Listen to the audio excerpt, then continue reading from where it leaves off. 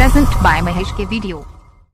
आते खरसे थे तो कहे था डीजे महेश। मोरे पहाड़वा नहीं आए रे, मोरे पहाड़वा नहीं आए वो, मोरे पहाड़वा नहीं आए, आके कहारा, मोरे पहाड़वा नहीं आए, आके कहारा, मोरे पहाड़वा नहीं आए।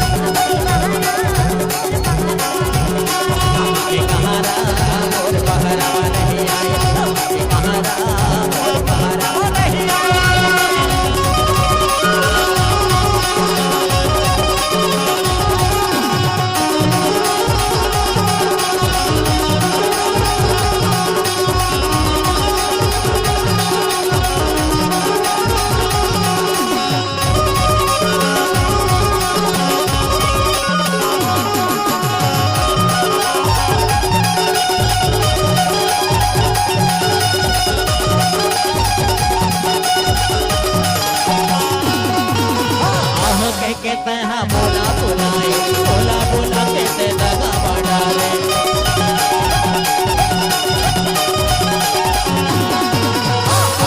कहते हैं बोला बुलाए, बोला बोला कहते धोखा बढ़ाए। नहीं आवे कैसा का हो मैं जहरा, नहीं आवे कैसा का हो मैं बहुरा रे, आपके कहारा डीजे महेश। आपके कहारा और पहाड़ा नहीं आए।